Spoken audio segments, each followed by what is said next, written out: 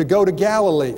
Matthew 28, verse 11, they're instructed, verse 7, they were to go to Galilee.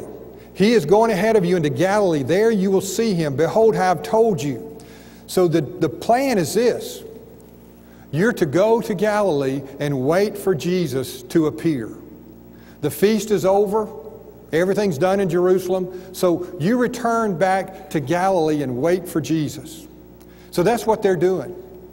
But what happens is they become impatient. They become impatient. And they want to go back to work. All they know is fishing. All they know is fishing. But Jesus wants to communicate to us a spiritual truth from a very practical, real experience. That truth this morning I've put on the bottom of your handout this morning. I want to tell you the truth first, and then we'll look at the message this morning. The truth is simply this, in the words of John Owen, the great Puritan writer.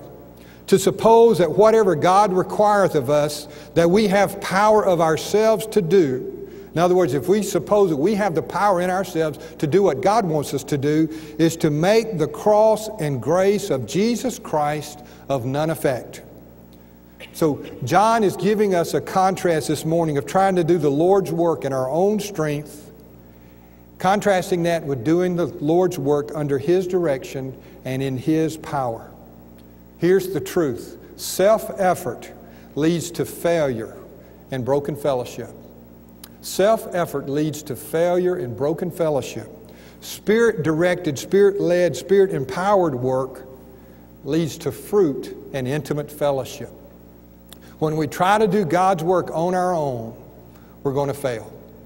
That's where we're going this morning. And I believe I've read so many passages and so many commentaries, so many different things, because, it just sounds like a great story, but God, what are you really trying to communicate to us? Is there really a message in these events? Yes. To me, this is like a parable that Jesus teaches, except instead of telling us a story, Jesus acts out the parable. He puts the parable in action. He shows them very clearly that you cannot do my work without my direction. That's where we're going this morning. The first thing we see is that they return to their own surroundings. They return to their own surroundings. Jesus had manifested, says that after these things, Jesus revealed Himself again to the disciples at the Sea of Tiberias, which is the Sea of Galilee. All 7 of these men were fishermen by trade. They simply went back. Now, they had been instructed to go to Galilee, to wait on the mountain. That's what Matthew chapter 28, verse 16. But the 11 disciples proceeded to Galilee, to the mountain which Jesus had designated. So everything's done in Jerusalem. I want you to go to Galilee, and I want you to wait there. As a matter of fact, I want you to wait for me on this mountain. On this mountain. So they go to the mountain. And they're waiting on Jesus. And they wait, and they wait, and they wait. And after a while, they become impatient. And who do you think is the most impatient one of the bunch? Peter. Peter. I've told you many times, he's the football player of the bunch. He could do anything with a football except sign it. Played with some guys. He's just very impulsive, very impatient. It could be that they were waiting for death, and they were getting hungry.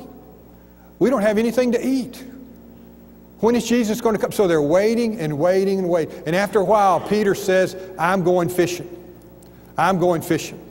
Now, when you look at these guys, look at the list that John gives us there in verse 2. Simon Peter, the instigator. Thomas, called Didymus.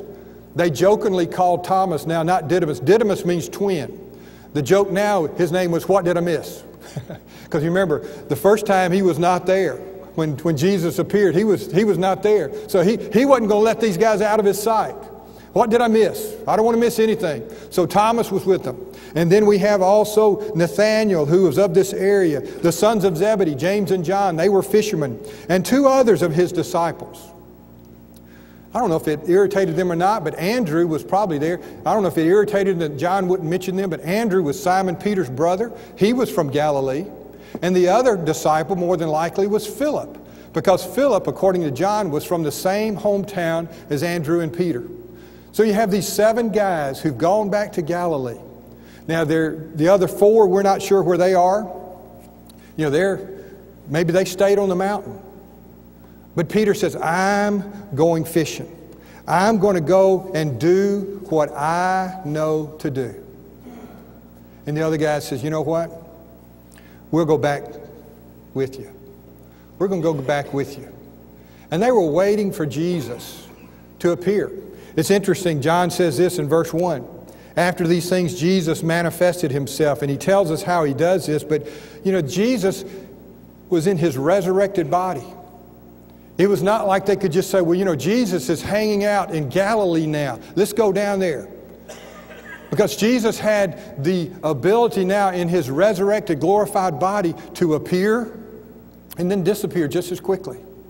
To reveal himself and then not to reveal himself. As a matter of fact, his resurrected, glorified body was such that as he walked with 2 of his disciples all the way to Emmaus, they didn't even know who he was. You remember that story?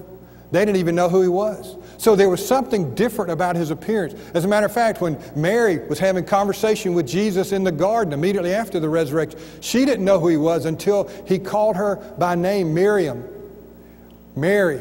And then she recognized, this is Jesus. So there's this spiritual nature of Jesus, and he revealed himself to the disciples. This is the 3rd time, that's why John uses that word in verse 1, that he manifested himself. He revealed himself to the disciples. And you know, again, you can't help but see the spiritual truth in that is that people in the world today are not looking for Jesus. They're looking for money, they're looking for popularity, they're looking for pleasure. But you know, as like Paul on the road to Damascus, Christ revealed himself to Paul. Saul, Saul, why are you persecuting me? We see the spiritual nature of genuine salvation as Christ reveals himself to us in all his glory. And so we see the spiritual necessity of genuine salvation, that Christ reveals himself to us. So they're on their way. They're in Galilee now. So Peter says, I haven't seen Jesus. I'm going to do the one thing I know how to do. I'm going fishing. I'm going fishing. My older brother worked with a farmer one summer, hauling hay and doing things. And when things would go bad, he'd just say, let's go fishing. Let's go fishing.